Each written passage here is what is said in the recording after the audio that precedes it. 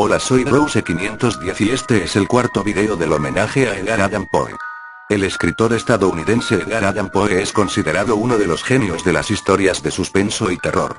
Aunque también conocido como un escritor romántico, es llamado el padre del cuento de terror psicológico y del relato corto en su país. Además, trabajó en el relato detectivesco y las historias de ciencia ficción. Por ello, la novela gótica fue renovada gracias a la labor de Poe. Esta es la historia.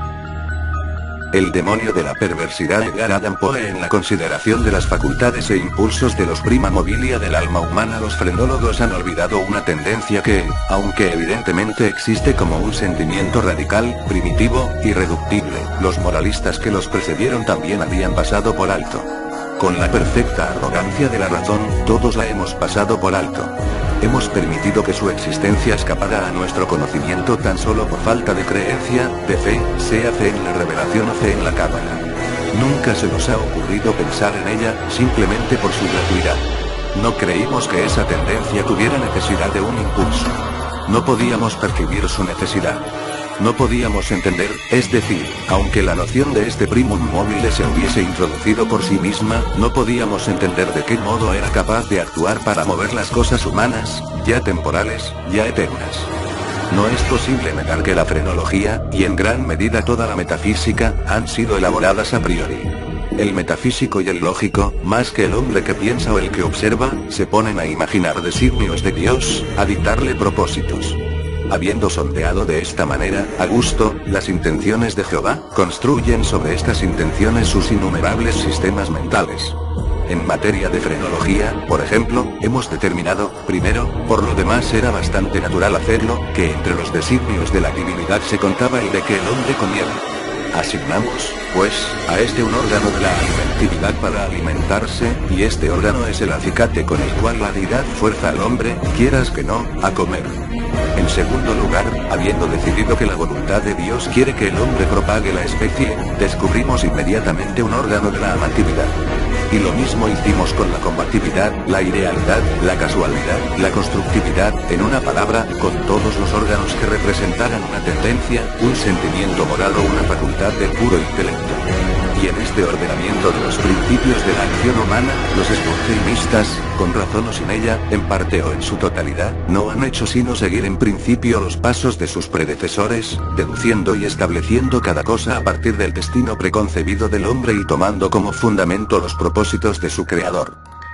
Hubiera sido más prudente, hubiera sido más seguro fundar nuestra clasificación, puesto que debemos hacerla, en lo que el hombre habitual ocasionalmente hace, y en lo que siempre hace ocasionalmente, en cambio de fundarla en la hipótesis de lo que Dios pretende obligarle a hacer.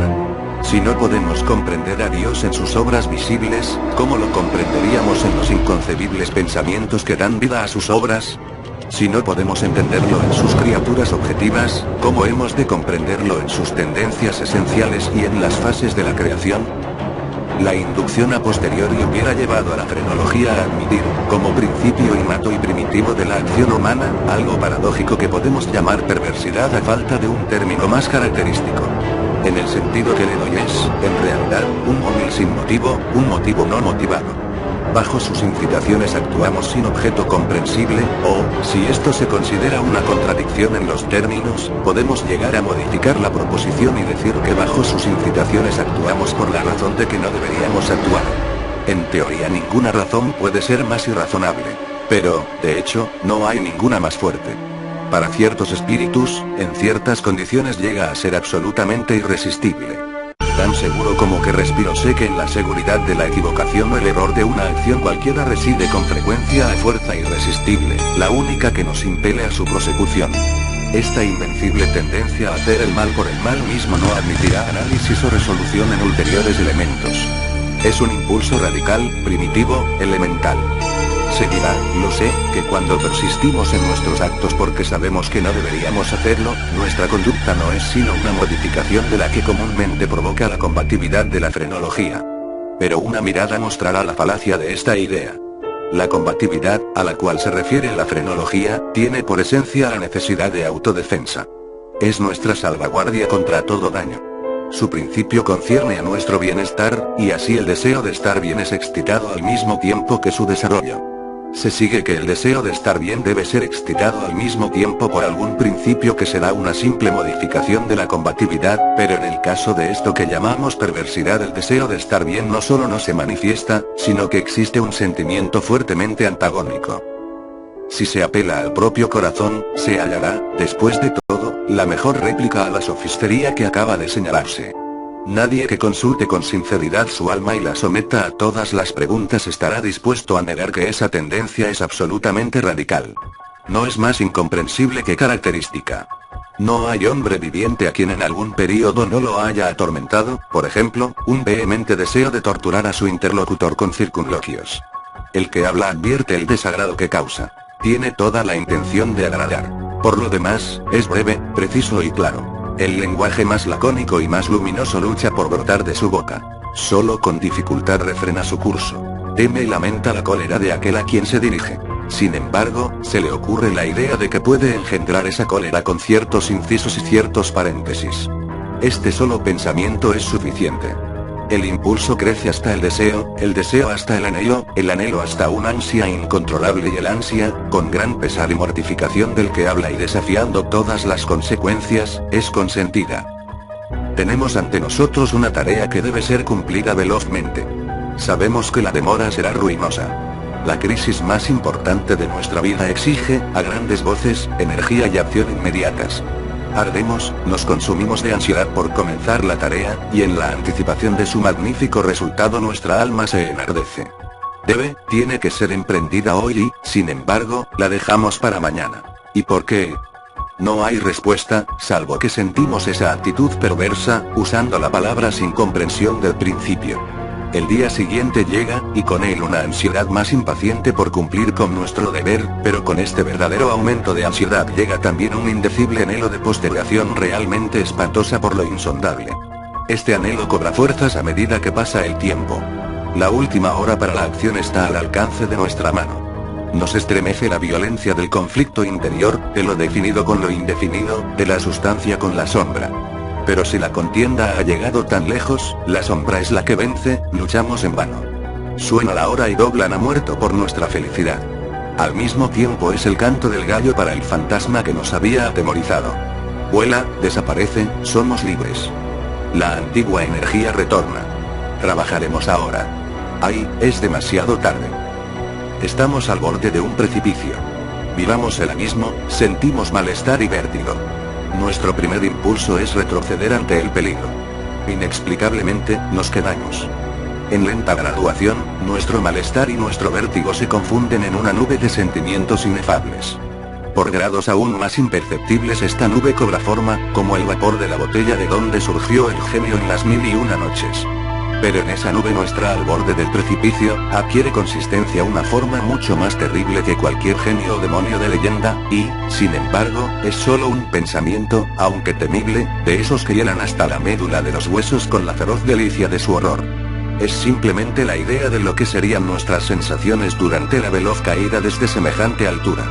Y esta caída, esta fulminante aniquilación, por la simple razón de que implica la más espantosa y la más abominable entre las más espantosas y abominables imágenes de la muerte y el sufrimiento que jamás se hayan presentado a nuestra imaginación, por esta simple razón la deseamos con más fuerza. Y porque nuestra razón nos aparta violentamente del abismo, por eso nos acercamos a él con más ímpetu.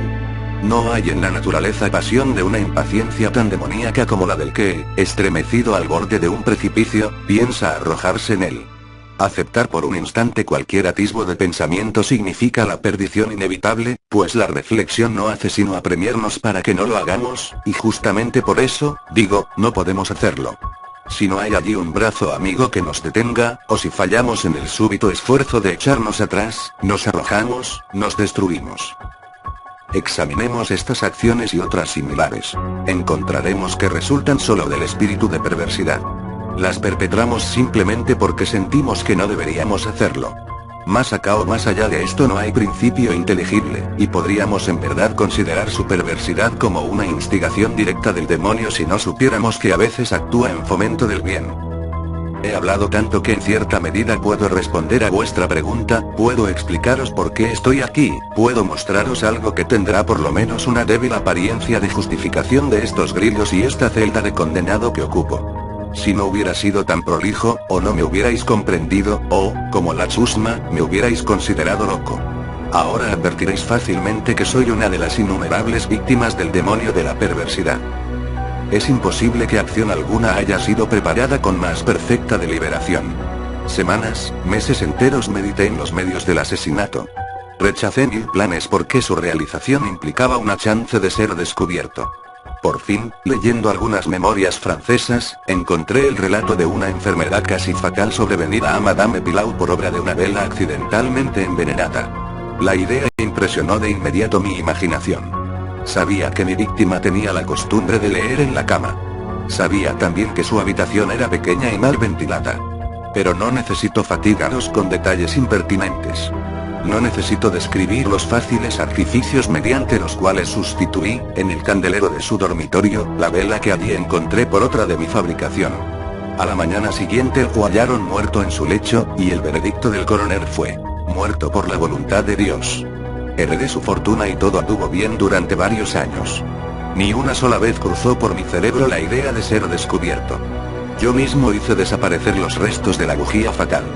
No dejé huella de una pista por la cual fuera posible acusarme o siquiera hacerme sospechoso del crimen. Es inconcebible el magnífico sentimiento de satisfacción que nacía en mi pecho cuando reflexionaba en mi absoluta seguridad. Durante un período muy largo me acostumbré a deleitarme en este sentimiento. Me proporcionaba un placer más real que las ventajas simplemente materiales derivadas de mi crimen. Pero le sucedió, por fin, una época en que el sentimiento agradable llegó, en gradación casi imperceptible, a convertirse en una idea obsesiva, torturante. Torturante por lo obsesiva. Apenas podía librarme de ella por momentos.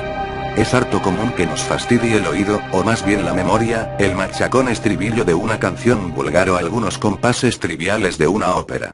El martirio no sería menor si la canción en sí misma fuera buena o el aria de ópera meritoria. Así es como, al fin, me descubría permanentemente pensando en mi seguridad y repitiendo en voz baja la frase: estoy a salvo. Un día, mientras vagabundeaba por las calles, me sorprendí en el momento de murmurar, casi en voz alta, las palabras acostumbradas. En un acceso de petulancia les di esta nueva forma: estoy a salvo si no soy lo bastante tonto para confesar abiertamente. No bien pronuncié estas palabras, sentí que un frío de hielo penetraba hasta mi corazón. Tenía ya alguna experiencia de estos accesos de perversidad, cuya naturaleza he explicado no sin cierto esfuerzo, y recordaba que en ningún caso había resistido con éxito sus embates. Y ahora, la casual insinuación de que podía ser lo bastante tonto para confesar el asesinato del cual era culpable se enfrentaba conmigo como la verdadera sombra de mi asesinado y me llamaba a la muerte. Al principio hice un esfuerzo para sacudir esta pesadilla de mi alma. Caminé vigorosamente, más rápido, cada vez más rápido, para terminar corriendo. Sentía un deseo enloquecedor de gritar con todas mis fuerzas. Cada ola sucesiva de mi pensamiento me abrumaba de terror, pues, yo sabía bien, demasiado bien, que pensar, en mi situación, era estar perdido. Aceleré aún más el paso. Salté como un loco por las calles atestadas. Al fin, el populacho se alarmó y me persiguió. Sentí entonces la consumación de mi destino. Si hubiera podido arrancarme la lengua, lo habría hecho, pero una voz ruda resonó en mis oídos, una mano más ruda me aferró por el hombro. Me volví, abrí la boca para respirar. Por un momento experimenté todas las angustias del ahogo. Estaba ciego, sordo, aturdido. Y entonces algún demonio invisible, pensé, me golpeó con su ancha palma en la espalda. El secreto, largo tiempo prisionero, irrumpió de mi alma.